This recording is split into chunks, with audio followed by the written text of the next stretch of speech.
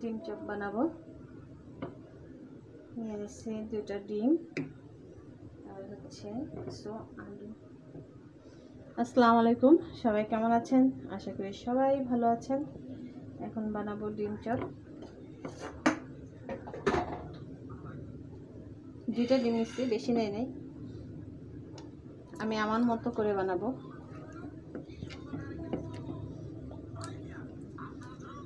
এগুলো ভালো করে সিদ্ধ করে নিচ্ছি আর হাতে চটকায় বানাবো। আগে আলু আর ডিম ম্যাশ করে নেই, মাখায় নেব। শুরু হয়ে গেছে মা। জি মা বলেন। মা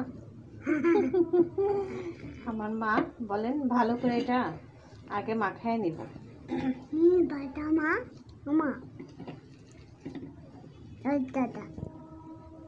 তারপর দিয়ে দেবো এর মধ্যে পেঁয়াজ কুচি,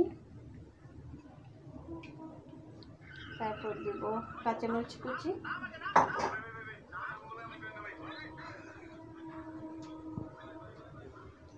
তারপর দিয়ে দিব গোলমরিচের গুঁড়া, অল্প দিব যেহেতু বাচ্চারা খাবে। আর একটু দিব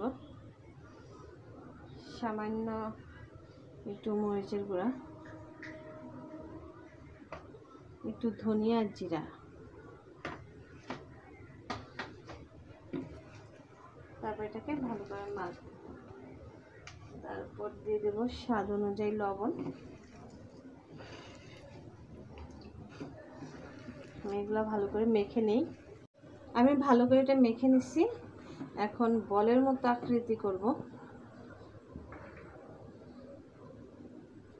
এই যে এরকম করে আমি হাত ধুয়ে নিচ্ছি। বলের মতো করে আমি এইভাবে সবগুলা বানাবো।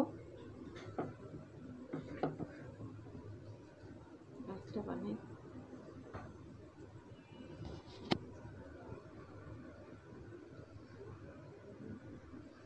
এটা হচ্ছে আমার বাচ্চাদের টিফিনের জন্য। একটা বড় একটা ছোট হয়ে গেছে, সমস্যা নেই, একই রকম বানাতে হবে এমন কোনো কথা নাই নাকি স্বামী? আমার ভিডিওতে আমার বড় ছেলে আমাকে সাহায্য করে ভিডিও বানানোর জন্য। এই যে ভালো পারি না, যা পারি তাই এইভাবে সবগুলো বানায় নিব। এই যে আমি বলগুলো বানায় নিচ্ছি, ডিম চপ বলের মতো করে বানাইছি। আর এখানে হচ্ছে একটা ডিম নিচ্ছি বাটিতে, এটা আমি একটু কাটায় নিব। আমি আমার মতো করে বানালাম। খাবার হচ্ছে নিজের কাছে, যেভাবে স্বাদ করে মজা করে বানানো যায় সেভাবেই খাওয়া যাবে। কারোটা দেখে ফলো করে বানানো লাগবে। প্রথমে ডিমের মধ্যে চোবাবো ভালো করে।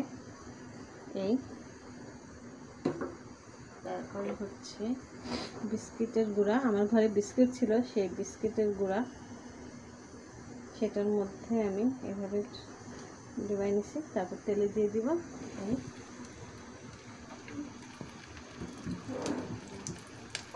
এইভাবে একইভাবে আমি সবগুলো করে নিব। তেল বেশি গরম হয়ে গেছে।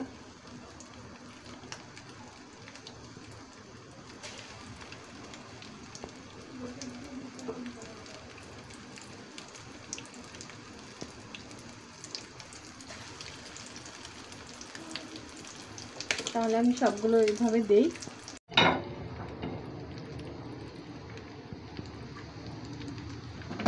উল্টাই দেব এখন আমি।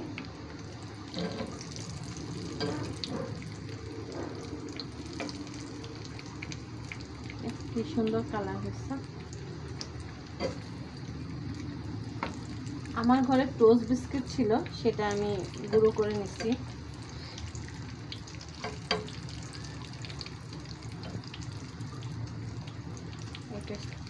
এই কাজটা হলে আমি উঠাই নিব। এই যে আমার ডিম চপগুলো হয়ে গেছে, আমি এখন উঠে ফেলবো। এরকমই ভাজবো। আমি বাচ্চাদের টিফিনের জন্য এটা বানাচ্ছি।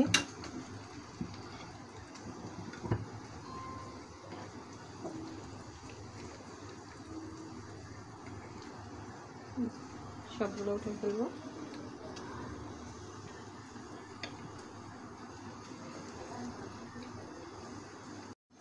আমার ডিম চপ হয়ে গেছে। এভাবে সবাই বানিয়ে খাবেন।